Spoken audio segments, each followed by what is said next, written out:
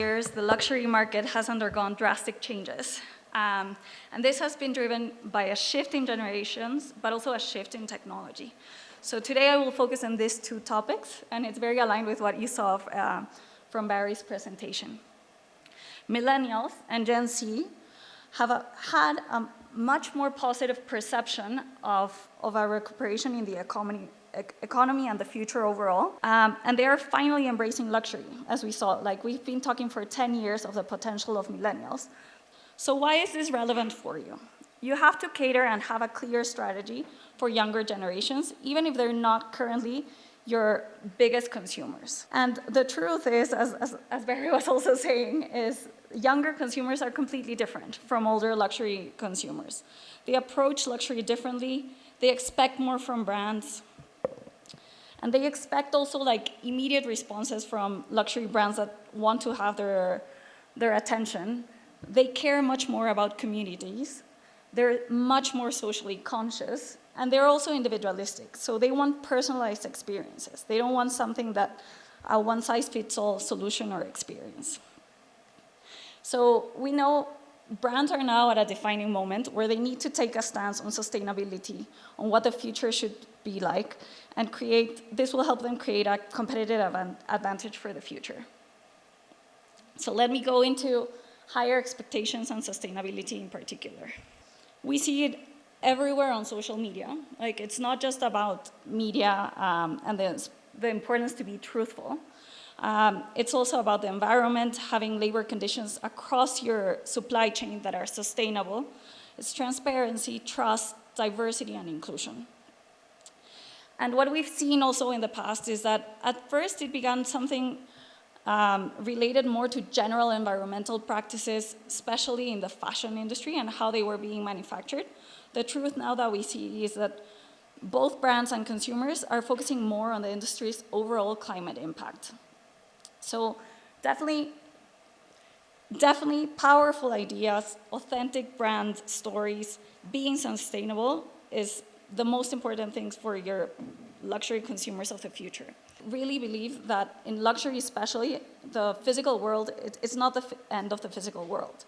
It's still a very important part of the overall luxury experience, and there's no way of replicating it at the moment with current technology.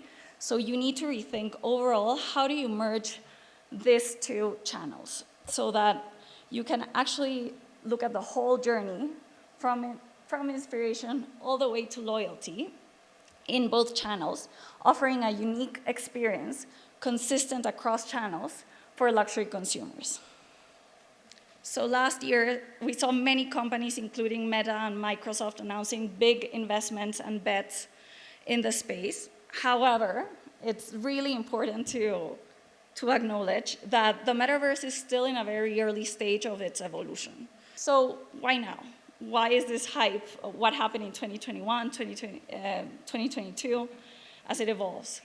There are three big building blocks that will enable the future vision of the metaverse. I won't go deep into this because I know we have later a presentation on the subject. But for us, is gaming and M-worlds are the origin of all this structure. But it was only with blockchain that enabled really people to own digital assets and be able to transact. And then AR and VR are becoming cheaper and better with time and more powerful to improve customer experiences. So another important thing to note here is, like, overall, the profile of people using AR, VR, and NFTs are younger customers, affluent, with a tendency towards more tech-savvy interactions in general. So it's important to have a clear strategy for the metaverse for the future. Today, there's only a few technologies and use cases that are enabled by the metaverse. But as we move forward, as technology develops and investments in the space grow, the truth is the future of the metaverse will enable new experiences, and early movers in each industry, in particular in luxury, will pay off. But basically, we classified these different technologies and use cases into three buckets. One is like new ways to shop. The other one is like new experiences. The other is, and finally, new ways to contribute. And finally, the metaverse also presents an opportunity for the overall industry to collaborate and push the industry forward. What do we mean? So LVMH brought together different players into the Aura blockchain consortium. I don't know if many of you have heard of it. So very briefly, it's you have traceable unique digital IDs around products, and it's really a win-win between consumers and brands. Why do we say this? It's because authenticity, something's especially relevant for luxury brands. It's relevant for the second-hand market, enabling new ways to shop.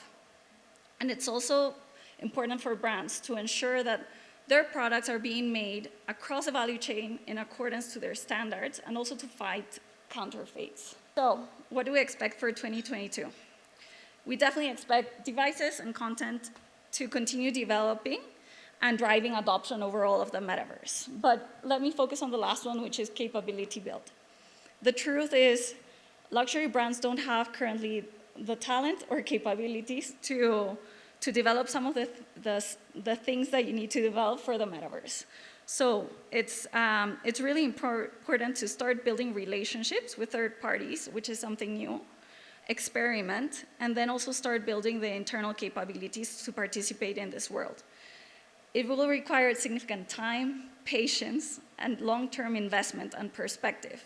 It's not something that will be monetized immediately, but it's a good investment for the future. And to finalize, I'd like you to take three things from this presentation. One is you really need to understand your customers' needs.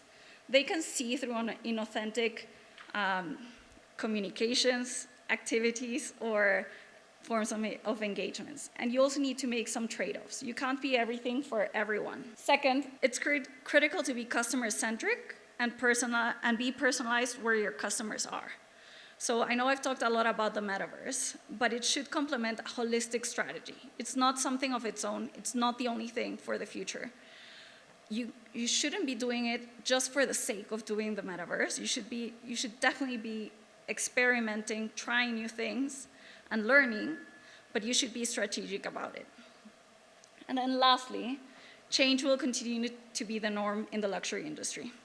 So companies need to be really resilient, agile in responding to changes, and willing to innovate for the future.